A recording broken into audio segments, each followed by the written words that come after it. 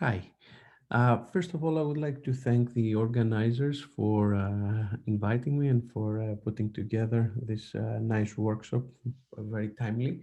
And so today my talk is going to focus on the design of predictors of extreme outbreaks in complex systems. One example is what we're going through these days, the last few months. One of the special challenges of extreme events in complex systems is the fact that while we are interested in specific observables, like for the case of COVID, it's the number of hospitalizations or victims, etc. The dynamics that cause these extreme events in the observables of interest are completely different. They are associated with a completely set of variables. And therefore, when it comes to the prediction, it's hard to, you want, uncover or identify these hidden variables that play the most dominant role in these outbreaks. So I will discuss some methods we have recently developed, give you an overview of these methods, and I'm happy to discuss further in the next sessions. So some examples, oops, some examples, as I said, I mean, beyond COVID, which is the main theme these days. Extreme events are appear in other forms in nature, right? One is extreme weather events, extreme precipitation phenomena, where again it's not clear what is causing them or how one can predict them accurately. And of course, extreme events are also important in engineering science, in ocean engineering. I'm an ocean engineer, so you will see a lot of examples in this area here. So on the left, you see an offshore platform, right, subjected to big waves, much bigger than what typically is expected for a typical storm. On the right side, I mean, hand side, you can see big ship motions, rolling motions, right? um, Again, not within the envelope of the design envelope of the ship. And we have other applications, extreme accelerations. Here you see a vehicle where the operator feels accelerations up to 10G, 9G, huge. And even more applications related to flow separation, right? Helicopters and so on. So what is so unique about extreme events? And before I get into that, I want to give to make an informal, if you want, separation between rare and extreme events. Okay, so definition of extreme event. Obviously, an extreme event is anything that is very large compared with what is normally being observed, right? And as I said, on the one hand, we have rare events, and a rare event is what? It's basically a low probability event, right? Like winning the lottery. This particular combination has nothing, interesting. It's just that it happens, and it has been associated with the winning number or the winning combination. On the other hand, extreme events, they combine two important properties. On the one hand, we have the uncertainty, right? We have a mechanism that generates this uncertainty. And on the other hand, we have a mechanism, typically a nonlinearity, that whenever certain aspects are triggered, driven by the uncertainty, then this nonlinearity is also triggered, and it leads to the formation of an extreme event. So, and this is important, right? So this mechanism, this nonlinearity, can have the form of an instability, self-organized criticality, feedback loop. And it's very important in that sense to separate the two things, or if you want to see extreme events as a special case of rare events, where again, the uncertainty operates, and but there's also some form of nonlinearity or instability that make things very bad. And to give an example along these lines, I have what I think is the simplest setup, and this is the Monopoly game, right? So what happens in the Monopoly game? We have two elements. On the one hand, we have the dice, right? That is the source of uncertainty. And then we also have the instability, right? The rules that create this instability. And what are these rules? Like I remind you, in case you don't remember, that the idea in Monopoly is that if you get the same number after you throw the dice, you get to throw again. So with probability, basically 1 out of 6, you have a chance to do much more steps compared with a situation where you would just simply throw the two dice. So how that I mean, what is the distribution? Because of that, you see what would be the distribution if you didn't have the rules, right? It would be some sort of Gaussian or Rayleigh distribution. But because now of these special rules, you see you have these extreme events formed, having this long tail that you can see in the probability distribution function associated with the number of steps that each player will have a chance to move forward. So this is the type of systems that we are interested in, right? Complex systems where you have some uncertainty and this uncertainty combined with some nonlinearity.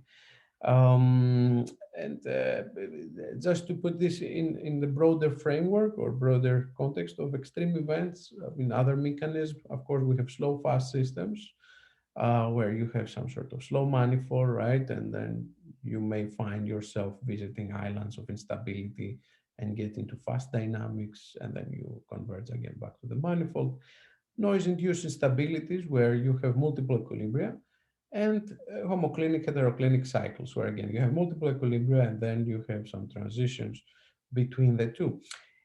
The problems that I'm interested in, and in fact, I think also this pandemic situation is most relevant with, is the type where you have a high dimensional attractor set, basically a high dimensional system where all the uncertainty takes place. And you can think of that in the context of a pandemic as basically all the variables, the everyday life, transportation networks, where you have a very large number of agents or degrees of freedom.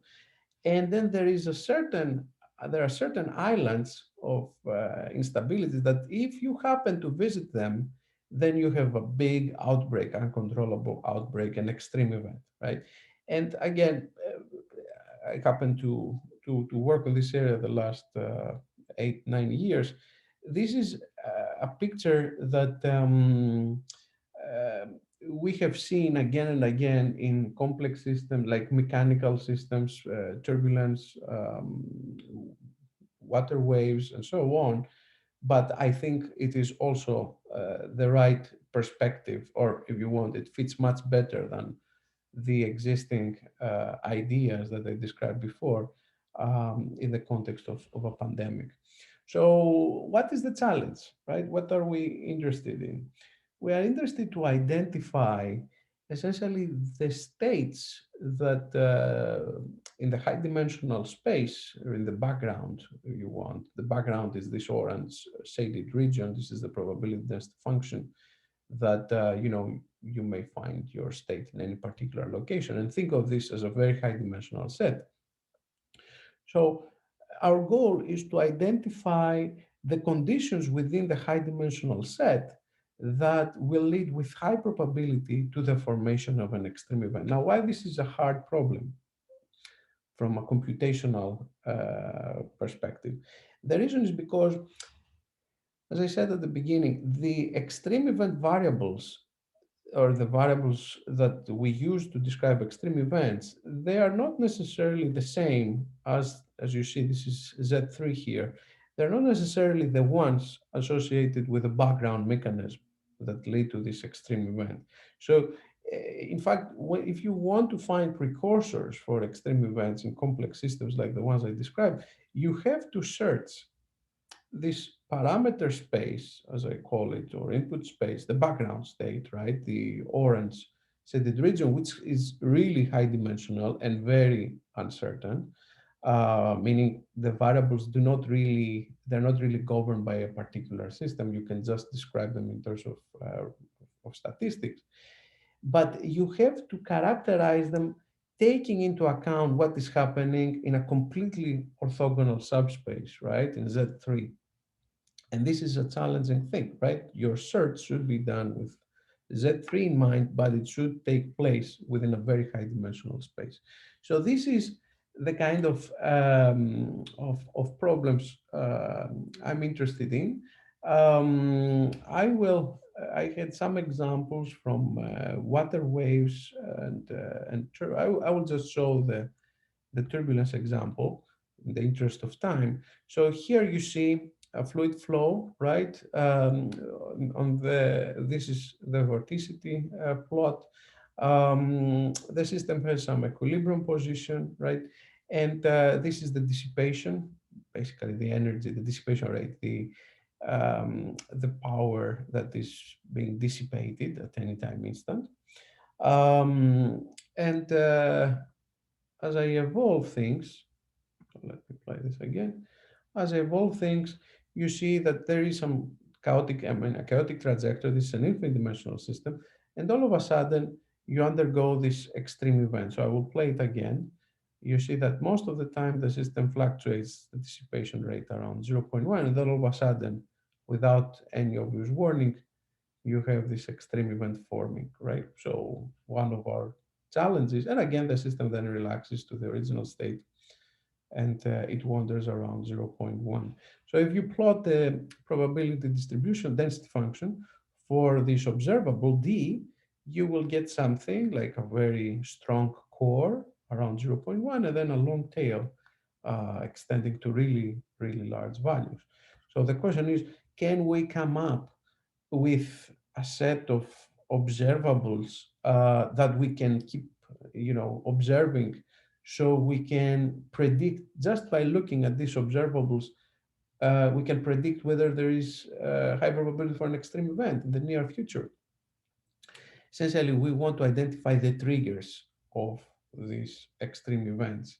And again, what is the challenge? You see that the observable is the dissipation, but the space that we have to search for relevant precursors or triggers is basically infinite dimensional, right? And we have very little information other than probably some basic second order statistics about the background state.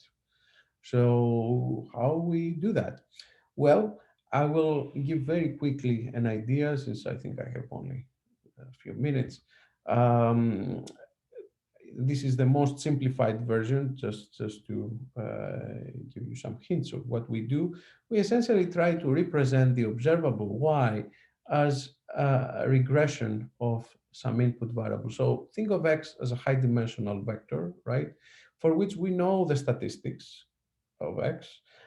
We don't know, of course, the map. So here I'm adopting a linear map just for the sake of simplicity. We can do similar representation with other regression schemes, nonlinear regression schemes, even Bayesian neural networks. So for now, we will think of everything in terms of a linear map. And the idea is that we want to identify why it will tell us the value of y, the output vector, which is low dimensional. It will tell us whether there is important probability to get an extreme event in the near future, right? X is the state. So we want to build these precursors, but we want to do that with the minimum number of data points. And what is data points in this case? These are pairs, input-output pairs, y1, x1, y2, x2, and so on. So suppose we have collected some of these, right? We have some inputs and some outputs, let's say n of them. The question is, how do we find what is the next most informative input that one should design an experiment? and try to see what is the output. So it is essentially an optimal experimental design problem, but we will see it from the perspective of extreme events, because if we apply standard, as I will argue in the next few minutes, if we apply standard methods from optimal experimental design, we wouldn't be able to do this efficiently, okay? So, and what is standard optimal experimental design methods? Well, one is to try to integrate the variance and try to find the new hypothetical point, we call it H, that will basically have the maximum impact in terms of the uncertainty of the model. All right, this is what it's called integrated variance reduction. So I will skip, of course, the technicalities, but the idea is that eventually we find H by minimizing the total uncertainty of the model. If we do that, and this is very popular, right, in active learning, you can find it in the form of integrated variance reduction. A similar method is uncertainty sampling. The problem with these two ideas is that, which, as I said, they have been very successful in the active learning community, is that they don't take into account the output values, at least the way we would like to. So, in other words, they try to explore possible input parameters, just having in mind how to span the input space, the parameter space, which is a very high dimensional space, and they don't take into account the potential or the expected impact of each point to the output. In other words, whether this input is expected to have a large output. But when we're interested for extreme events, this is what we're after, right? We don't just want to fill out the input space and explore the full input space, because this is infinite dimensional. We're interested for the domains or subsets of the input space that presumably, will give an extreme event. This is supposed to be solved by mutual information, right? We can try to maximize the mutual information between inputs and outputs. Mutual information has a lot of issues. The most important being, it's computationally intractable for high dimensions. So there are other issues associated again with this property that doesn't pay too much attention to the output values. So in the interest of time, I will not say more, but I'm happy to discuss. So we have come up with a new class of acquisition functions, this output weighted criteria, where the idea is to weight the importance of a new point by the error that the model has in this particular region, the probability of this particular region, right? Whether it has any likelihood to occur. And then you see this additional term in the denominator, essentially emphasizing the expected output of the model. So F are probability density functions. And so you can see this is the probability density function of the input, and we are dividing with the probability density function of the output, right? So the model error is inversely weighted according to the probability density of the output, giving essentially emphasis to outputs that have very low probability, essentially the rare events. And let's see what is the impact of such a design or acquisition function. So I will jump directly to precursors, right? So we are considering a dynamical system characterized by a flow map, S of t, and some observable G that describes our extreme events, right? We are looking for a precursor, right? This has the form F, essentially from the high dimensional state to the state of observables, right? The value that will tell us whether we have an extreme event or not. And we want to design this F with a minimum number of experiments. So we want to find what experiments one should do in order to identify this precursor. So we have a very simple, but challenging in the sense of dimensionality. This is a 30-dimensional system that we are working with, and it's only essentially two dimensions that matter to identify the precursor, right? The precursor is essentially just two parameters. But so we apply different criteria, and you can see the solid lines show the likelihood weighted methods, and how important it is to find, I mean, in order to find the precursor, how important it is to apply criteria specifically designed for extreme events. This is a logarithmic plot, right? So there's a big difference here. Here you see the precursor, right? It's the yellow line, and the extreme event, it's the gray line, and you see how things evolve with respect to the number of experiments that we have performed. So this is at the very beginning, very few experiments, and of course the precursor is not great. And as we progress, you see that we have a very nice precursor, essentially being able to predict the occurrence of an extreme event much earlier than its actual when it actually takes place. So this is what I wanted to discuss today. There are some papers if you want to find more information, and I look forward to the discussion with all of you. Thank you.